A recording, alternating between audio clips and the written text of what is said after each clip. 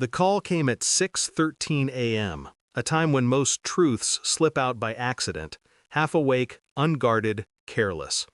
Her name flashed on my screen, Alina, my wife. But it wasn't her voice that spoke, just breathing, soft, slow, wrong. Then a whisper, male, amused, too close to the phone. You forgot to end the call. The line cut before my mind could catch up, leaving a silence heavier than the sound itself. For a moment I simply stared at the screen. Not shocked, not furious, just suspended. Like my body refused to accept the information because acknowledging it meant accepting the collapse already creeping toward me. I slid the phone into my pocket and walked into the boardroom. The morning meeting, the one I never missed. But today, they were already waiting.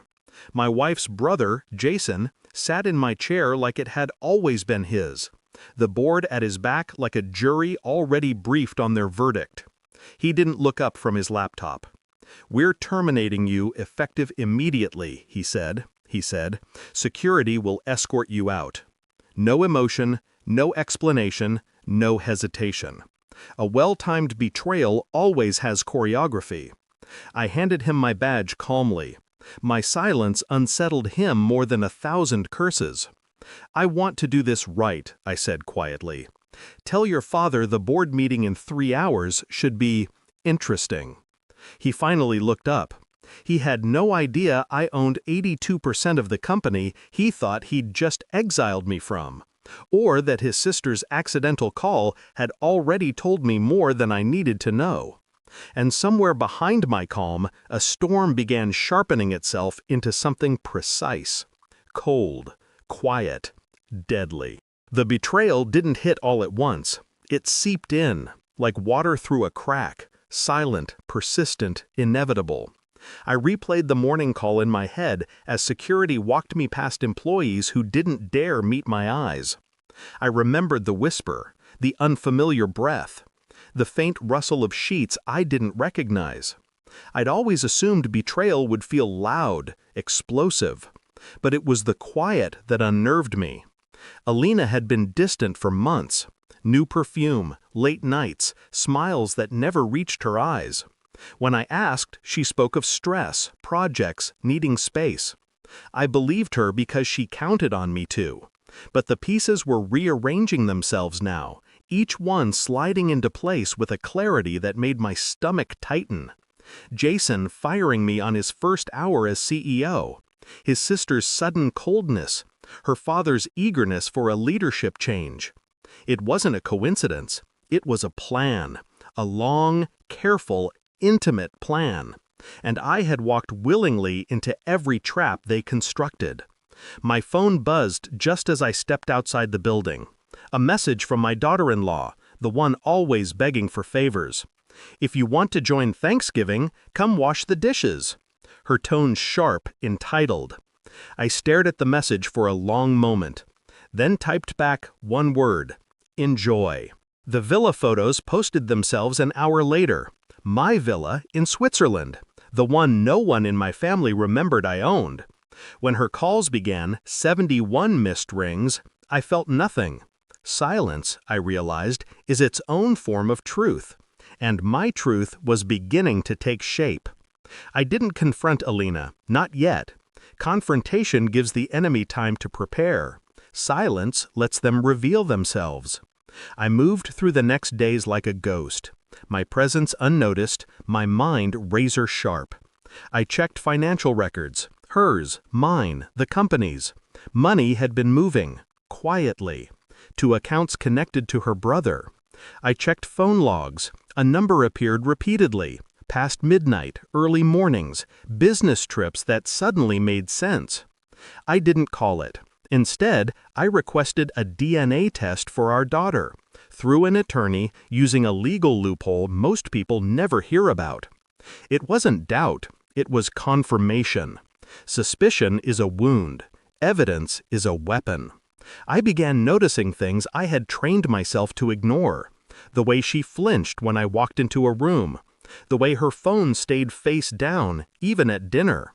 The way her brother avoided me now, as if guilt could be masked by distance. I watched them from behind the calm smile they had mistaken for weakness. Every movement catalogued, every lie silently marked. At night, I lay awake beside her and listened to her breathing. It used to soothe me. Now it sounded like a clock ticking down to something final. In the morning, I received 2 envelopes. One from the investigator, one from the lab. I didn't open them yet, not because I feared the contents, but because timing is the sharpest blade in revenge. I carried both envelopes into the board meeting, my board meeting. Jason sat at the head of the table, pretending authority. Elena and her father were there too, invited by him, expecting a spectacle. They would get one, just not the one they planned. I opened the first envelope without a word. The investigator's report slid across the table like a confession gasping for air. Hotel records, surveillance photos, phone transcripts. Elena's face drained of color. Jason swallowed hard. Their father shifted, as if the room had suddenly tilted. I didn't speak. I simply opened the second envelope.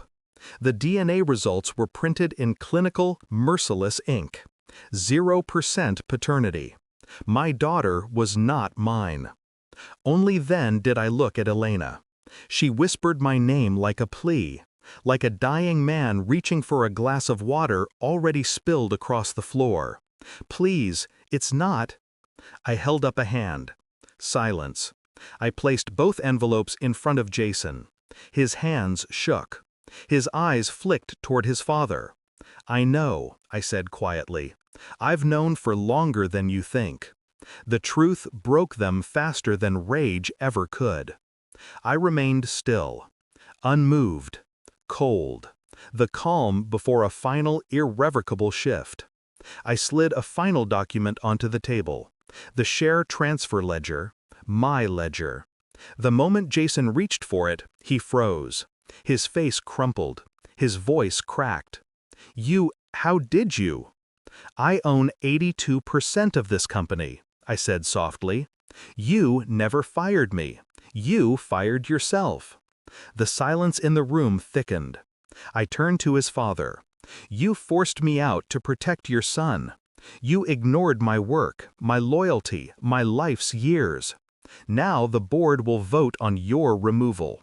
The old man opened his mouth to protest. I didn't let him. You used me. Both of you. You weaponized my trust. My eyes moved to Elena. And you built your entire life on my name while giving yourself to someone else. She broke then, finally, fully. Tears, sobs, excuses collapsing into incoherent noise. I felt nothing. No anger, no grief, just clarity. By the end of today, I said, none of you will have access to my money, my company, or my home. I stood. They didn't, because the truth had pinned them to their seats far more effectively than any security guard could. I walked out of the boardroom without looking back. The halls felt different now, lighter, as if betrayal, once exposed, loses its power to suffocate. Outside, the air was cold, clean. My phone buzzed. Another call from my daughter-in-law. Probably the 72nd attempt to reach the man she thought she could command like a servant. I let it ring. Some truths don't require words, only distance. As I stepped into the car taking me to the airport, I felt the final piece click into place. Not triumph, not revenge, freedom. The kind that comes only after you burn the bridges that were never meant to carry your weight. Switzerland awaited. A new life awaited. And behind me, 3 people were learning the most painful truth of all. I was calm because I had already won. I closed my eyes, exhaled once, and left the ruins exactly where they belonged.